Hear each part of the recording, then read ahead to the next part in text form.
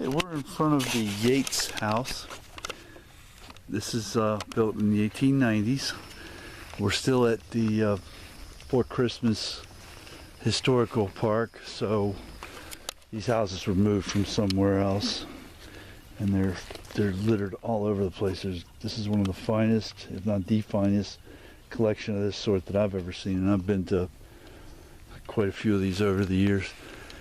This is, in my experience, extremely unique, although this was standard practice in some areas due to material availability and expense, but this is a completely wood and daub chimney. And when we go inside, we're going to see a completely wood and daub fireplace. And they've done a heck of a job restoring this and maintaining it, but that is pretty doggone amazing right there. This is similar to other homes of the period that we've seen where fires would have been, little fires would have been out in this this area here for the cooking purposes. And they wanted tripods or four-footed stands to cook on, but this, you wouldn't have been able to get this too hot, because if you'd got it too hot, it would obviously catch the wood on fire. So that's an interesting thing. Here we also have very, very, very high ceilings to take the heat up. I don't see anything here that would take the heat out, but it would have brought it up.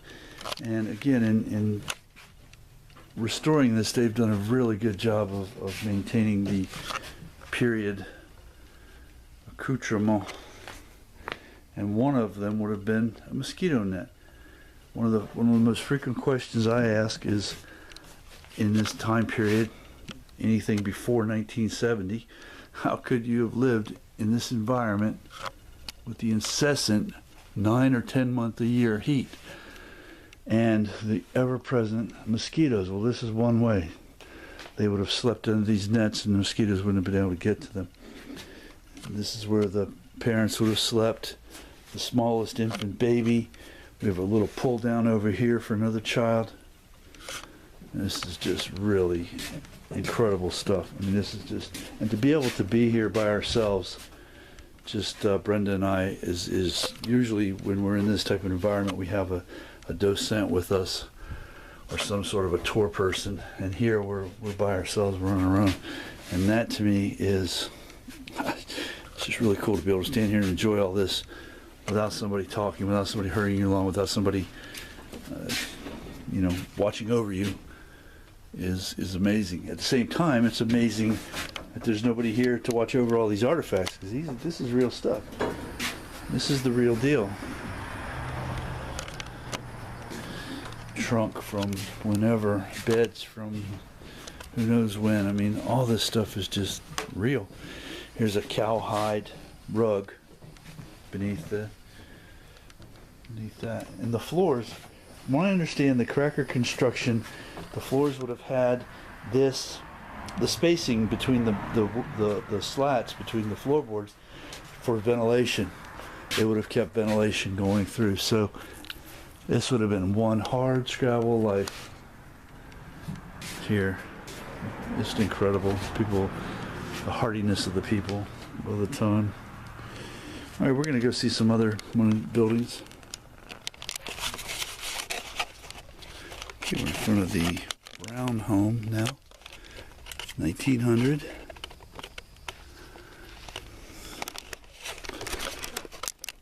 Again, classic construction, Florida cracker housing, breezeway through the middle of the home, and this home would have been situated to catch the prevailing winds, like we've seen it here everywhere else.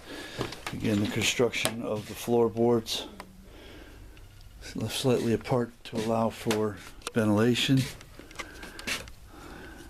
And this home is significantly more extensive than the last one we visited. This was actually meant to be a home. That was more like a shed that they converted. And here we have a real fireplace.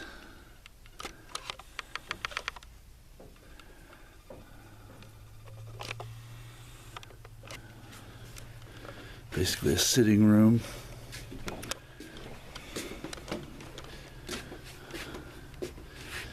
Some tools. And orange crates. Imagine those would be orange crates or grapefruit crates. Big old mallet. Nice. I guess for banging into stoppers. And the parents' bedroom. Part of being a pioneer would have meant that you would have babies probably, if not every year, every 16 months. And the most recent child would have been kept right next to you in a rocker.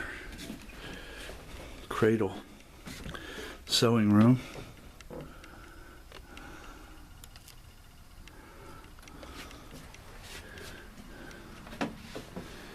Textile equipment, as it were.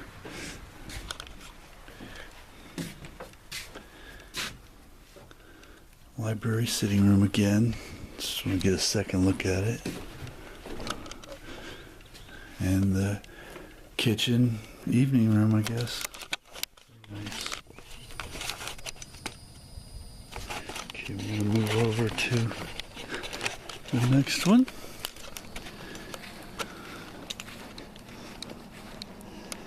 I guess this is going to be the Simmons home, according to the map. 1915.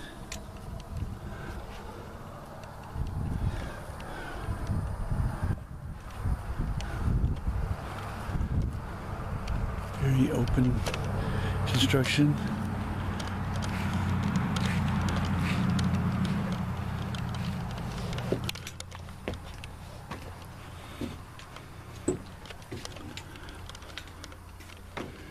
Bedroom.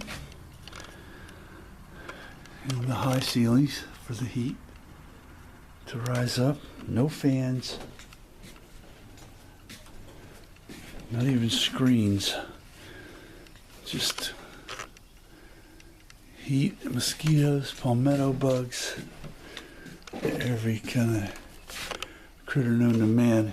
Here's something a little unique in the poorer cracker houses. An interior fireplace, and this is a brick fireplace, but again, to have it on the interior, that was rare.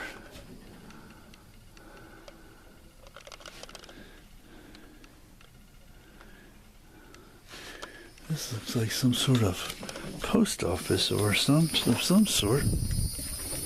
Maybe that's what it was. Okay, it was the Christmas post office.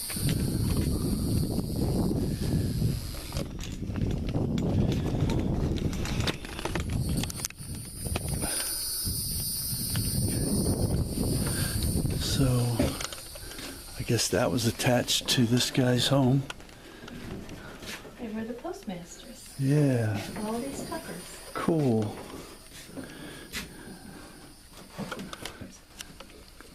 Oh, there's Bithlow. Well, that's what you were talking about, right? In Citrus? Christmas? We'll say Bithlow.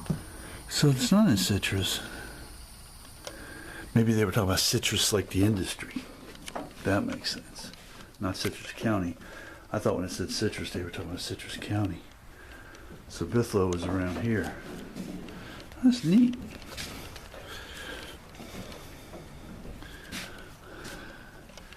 So they would have been the postmasters. And for some reason they had another house or another building hooked up to this house. Maybe a kitchen, or at least a dining area. At least that's what we have it set up for now. There's no fireplace in here, but there's a stove. Okay, well, 1900s and on, they would have had stoves.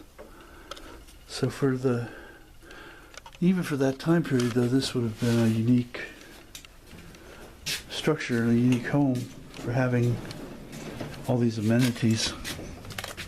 Very neat, very cool.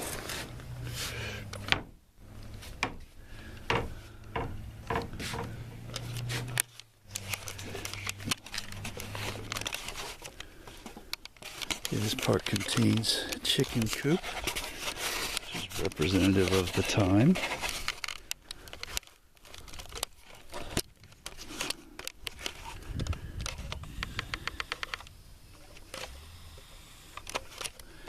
And they got bunny rabbits in there too, don't they? As everyone knows, rabbits breed very rapidly, so it would have been, and they're good eating, so it would have been something that rural people would have maintained. Here's a vegetable garden. I'm going to go see in between these two retention ponds.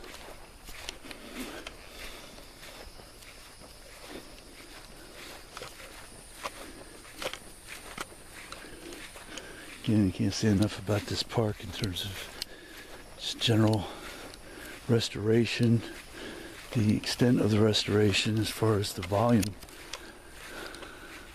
of places, the sites they have. Cow hunting. And there's a vegetable garden. That's what they're calling it. I don't see any. Oh no, okay, they've on the map they've called it vegetable garden, but here's basically a cattle feeding area representative of that time period.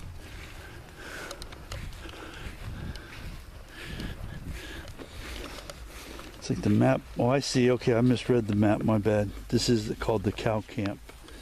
Okay. That's a 1920s baseball field over there, they said. Nice. These people have done an amazing job of blending. I mean, not only having all the old stuff, but having the old stuff over here, the less old stuff over there, and having a whole recreation complex.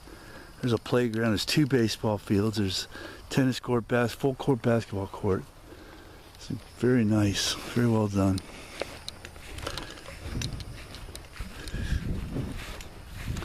All right, I'm not just reading this map. We're going to go see what the heck this thing is. Maybe this is the vegetable garden. That doesn't make any sense. Unless it was built inside for some reason.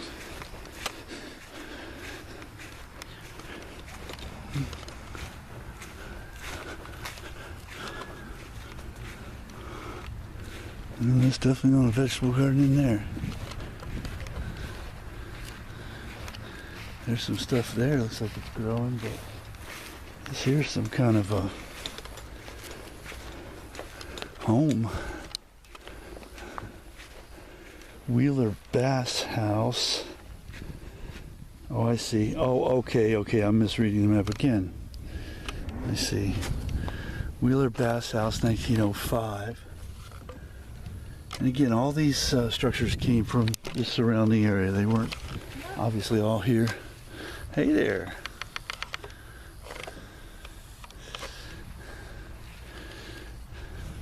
Nice high ceilings. I don't know if that's maybe even upstairs. Yeah, that is. That's an upstairs. Very cool.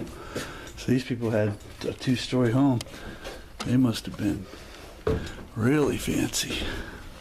Oh, there's a ghostly looking mannequin child up here. How cool is that?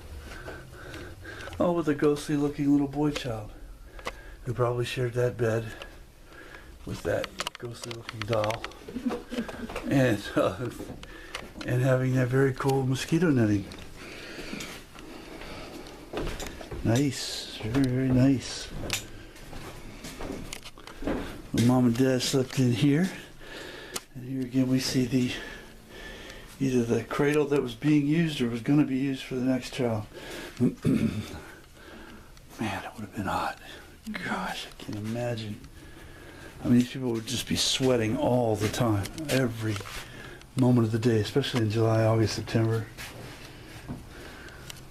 June, May. I mean, there would have been no breaks. Just a constant.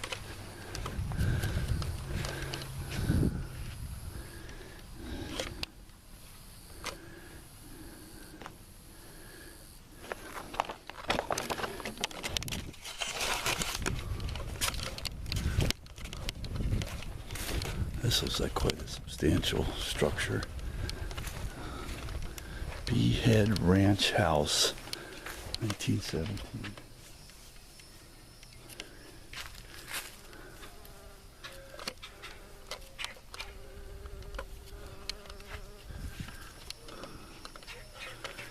Wow, that's quite the structure. We got the breezeway and the cracker construction for the breeze, for the ventilation. Various tools and household appliances.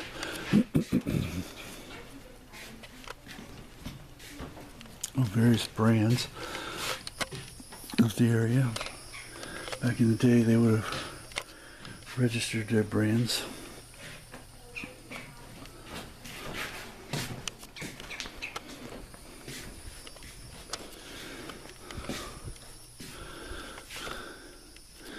This would have been a completely ranch house. This would have been cattle ranching, completely cattle ranching, entirely.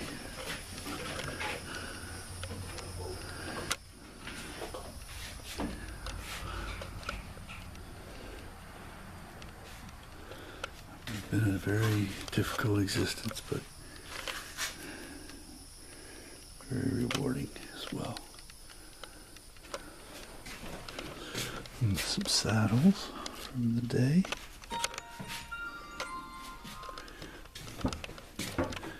The bedroom.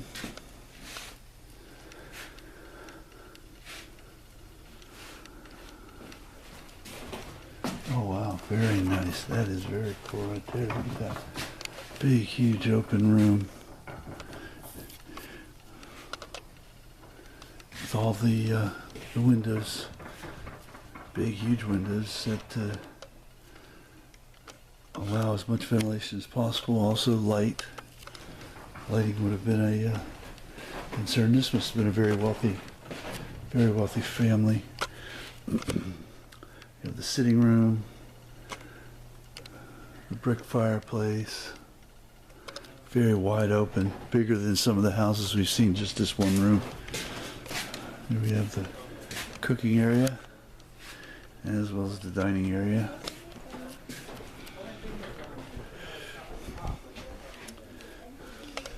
Another interior fireplace, but with this unique distinction of adding the stove to it.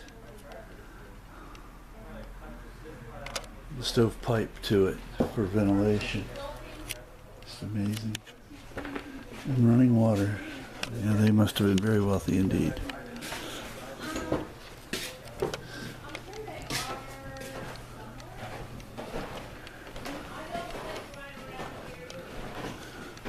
And we have it upstairs here as well. You would have basically come outside. This was all open, so but there's a stairway here, and we can't go up there, but it's very cool.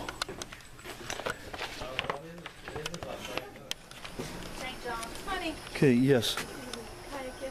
Wakaiba.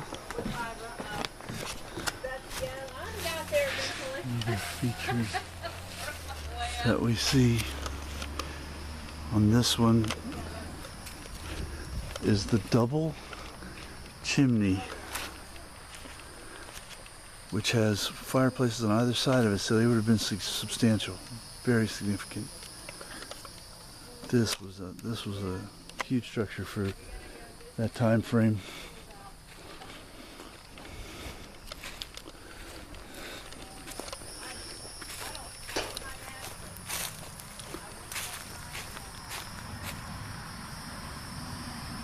So that's pretty much it for this part of the Fort Christmas Historical Park.